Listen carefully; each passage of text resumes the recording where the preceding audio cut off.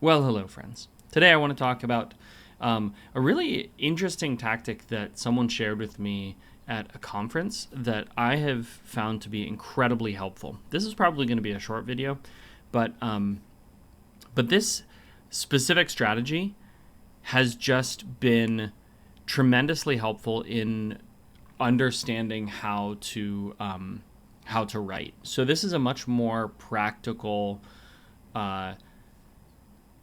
writing video, but it's also, the reason it's part of this series on how to inspire yourself to write or how to motivate yourself to write is because I've found that this is one of the greatest just sort of general strategies for motivating myself to write that I've come across.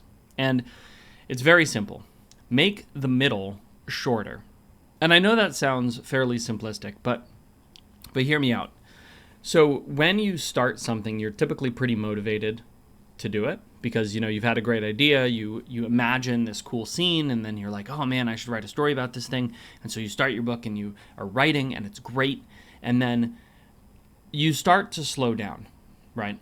And we've all faced this. You start to slow down. Then eventually you've worked your way through the middle far enough that you get towards the end. And once again, you feel motivation surging, right? You feel motivation rising back up inside of you, and you're like, oh, I have a great idea for how this is going to end. And so you rush to the end, right? But that middle portion, the middle portion is the bane of most writers' existence, because it's during that middle portion where you get lost. You don't know what to do. You end up just finding yourself adrift. And when you become adrift, then all of a sudden it just becomes really hard to write. You're not alone in that. Most of us, pretty much every writer I know, experiences the same thing. So what do? Well, you make the middle shorter. How do you do this? Simply put, you extend the beginning and you extend the end. So the things that you want to pay attention to in order to use this this strategy are plotting, sprinting, and committing yourself to revising. So let's walk through these things one at a time, right? The first is that in order to shrink the middle and extend the ends, right? Extend the beginning and extend the end. What you're going to need to do is you're going to need to make sure that whatever the excitement was in the beginning of the story that carried you into the story, that you extend that as far as possible, right? That you carry that as far through as you can. Then you want to make sure that the climax and the end of the book start sooner. Ideally, you want them to line up exactly. So there is a beginning and there is an end, and there's literally no middle, right? The middle just becomes the sort of transition from one to the other. And if you can do that, if you can plot in that way where you're not thinking about it in a 3-act structure or a 3-section structure or a more than 3-section structure, if instead you can think about it in terms of I have a beginning and I have an end, right? Things go up, things go down. Or things start to build, things spike, and then things resolve, right? However you want to think about it, doesn't matter. What you're trying to do, though, is you're trying to just eliminate that weird transition zone where you feel like all of this stuff has to happen, but it ends up just dragging the story down. Now, some people are going to say, but Seth, a 3-act structure is how you write a story. No. You write a story however you want to write a story.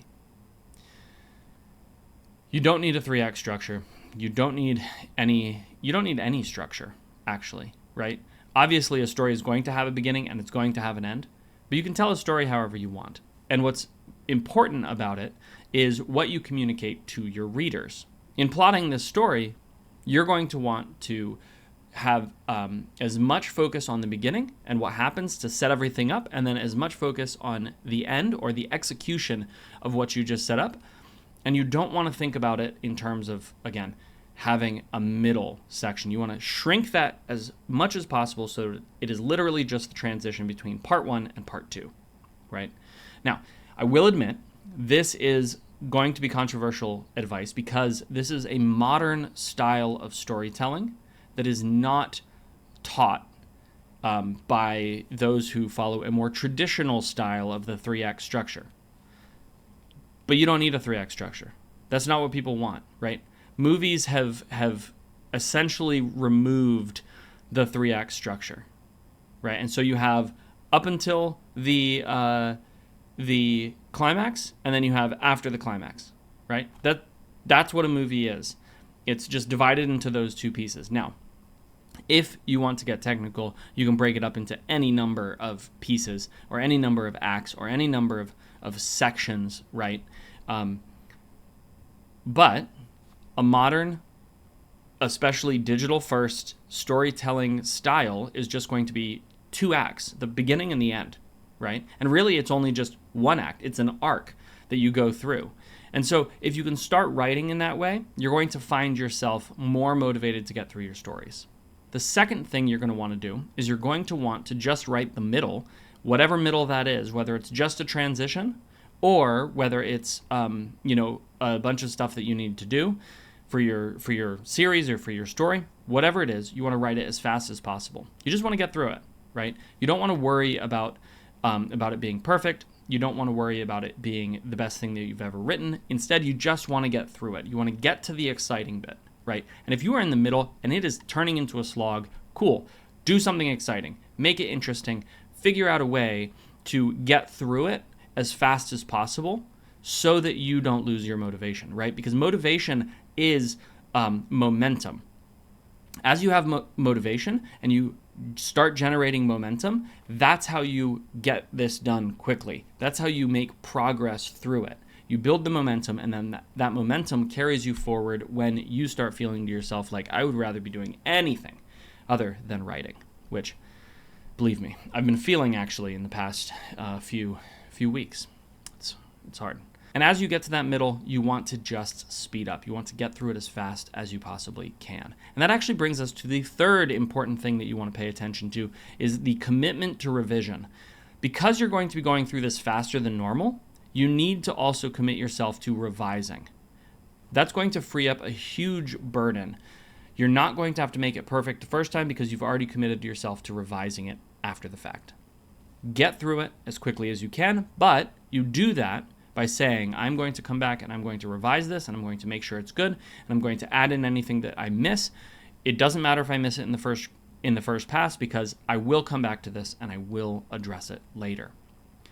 Now, I think that revision is a completely distinct step from drafting, and it is a completely distinct step from your final editing as well.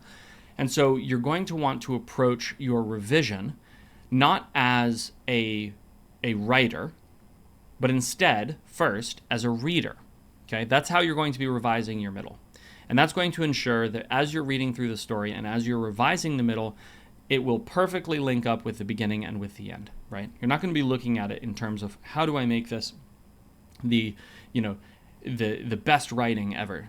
That's not what we're worried about. Trust that your writing is good enough, and instead revise with the intent of making sure the reading experience is smooth. And if you've been using this strategy up until now, you're going to find that your middle doesn't slow you down anymore, right? You plot with this problem in mind, and then you move through it as quickly as you can, and you commit yourself to going back and revising.